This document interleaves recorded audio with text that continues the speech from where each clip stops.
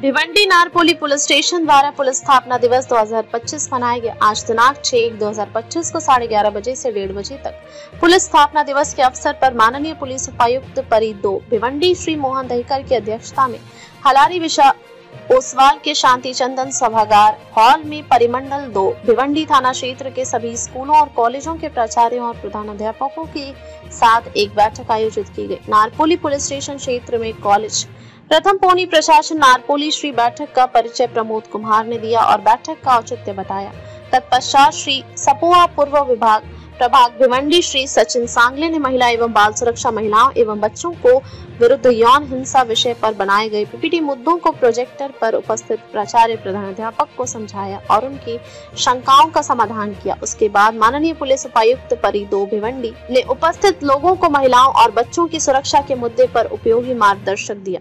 माननीय सपोआ पश्चिम प्रभाग भिवंडी श्री दीपक देशमुख ने प्रतिभागियों को धन्यवाद दिया और राष्ट्रगान के साथ बैठक का समापन किया। उक्त बैठक में लगभग 250 से 300 प्राचार्य, उप प्राचार्य सहित 6 थाने के वरीय पुलिस निरीक्षक सभी गोपनीय पदाधिकारी उपस्थित थे। झालेला आहे आणि याबद्दल माझी तक्रार आहे। तर ती पुढील कारवाई जी कायद्यामध्ये बसते ते पोलीस करतील। जर समजा तो व्यक्ती मायनर असेल, मेजर असेल, ते पुढच्या कारवाया आहेत। परंतु आपण सर्वांनी एक बाब परत एकदा वारंवार सांगण्याचा मी प्रयत्न करेन या सगळ्या याच्यामधून की तरतुदी ज्या आहेत सेक्शन 21 मध्ये आरोपी होण्याचा कधीही संभव कधी आहे।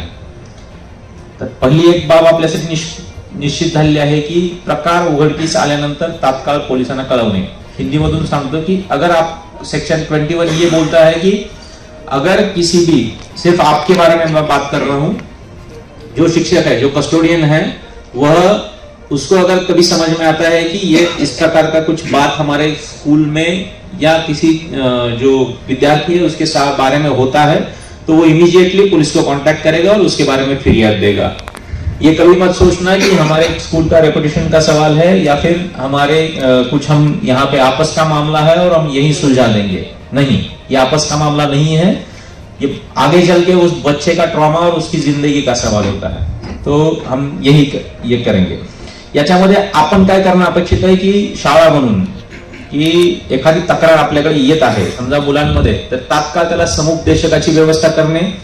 संस्थेतल्या जे तुमचे आहेत म्हणजे मुख्याध्यापक, शिक्षकांना कळलं असेल तर मुख्याध्यापक आणि गट शिक्षणाधिकारी किंवा तुमचे जे शिक्षण खात्यातील विस्तार अधिकारी आहेत किंवा वरिष्ठ अधिकारी आहेत त्यांना तात्काळ कळवणे आणि त्यांना कळवल्यानंतर लगेच पोलिसांना कळवणे सगळ्यात महत्त्वाचं। दुसरी गोष्ट, आपल्या ज्या ऑथॉरिटीज आहेत म्हणजे वेगवेगळ्या विभागाच्या शाळा आहेत, महानगरपालिकेअंतर्गत काही शाळा आहेत, काही खासगी शाळा आहेत, काही शाळा या झेडपीच्या अंतर्गत येतात, तर आपापल्या वरिष्ठ अधिकाऱ्यांना देखील तात्काळ कळवणे। CW आपले जे महिला व बाल विकास अधिकारी आहेत जे आपल्याकडे येत असतील त्यांच्याकडे देखील तात्काळ संपर्क साधणे, या गोष्टी आपल्याला करायला लागतील। आणि मग त्यानंतर पोलीस आपल्याला एकदा जेव्हा तुम्ही पोलिसांना अप्रोच व्हाल तर मग पोलिसांच्या मदतीने त्या मुलाला हॉस्पिटलला घेऊन जाणे। त्या ठिकाणी पोलिसांनी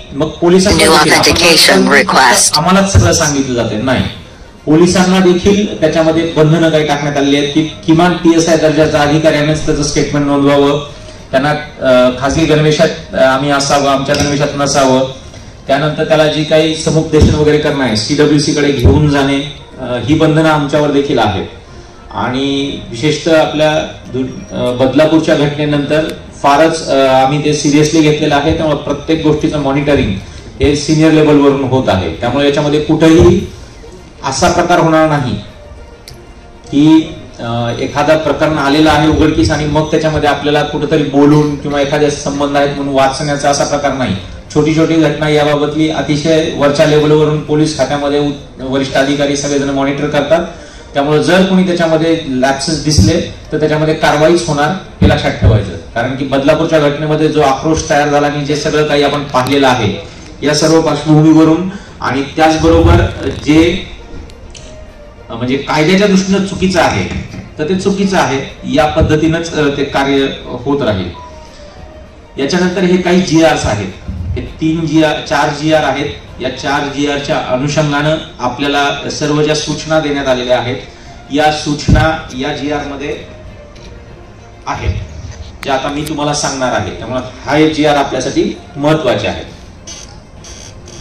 याचबरोबर एक परिवहन याचा आहे. आता आपला एक व्हॉट्सअप ग्रुप, आपण जे नंबर्स दिलेले आहेत याच्यामध्ये आपला एक व्हॉट्सअप ग्रुप तयार केला जाईल.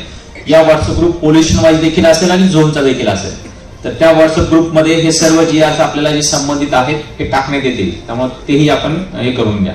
याच्यामध्ये सगळ्यात महत्वाचं आहे आपल्याकडे CCTV.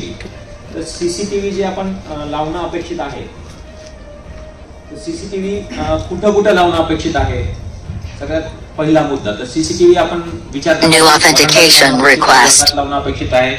परंतु याच्यामध्ये आणखी काही 2-3 मुद्दे आहेत जे आपण बऱ्याचदा विसरतो.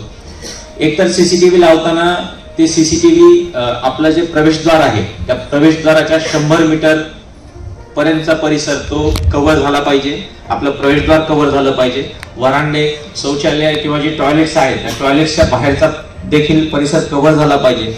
आणि त्याचबरोबर आपले जे टेरेस आहेत, परत सांगतो, आपले जे टेरेस आहेत, ज्या बाजूच्या जागा आपल्या शाळेमध्ये तयार होतात त्या टेरेस मध्ये देखील कव्हर झालं पाहिजे. आता हे CCTV लावलेत इथं एवढ्या ठिकाणी लावले पाहिजे.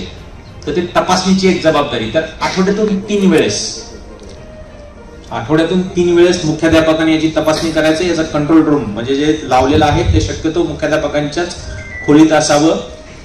त्याचं तपासणी मुख्याध्यापकांनी आणि शाळा व्यवस्थापन समिती जी आपली आहे या दोघांनीही आठवड्यातून किमान 3 वेळेस ते चालू आहेत की नाही. कारण की बऱ्याचदा आमचं आता गुन्हे घडल्यानंतर आम्ही बघतो की CCTV पाहायला जातो त्यावेळेस बऱ्याचदा लक्षात येतं की इथला CCTV तर लावलेला आहे परंतु तो बंद आहे. आणि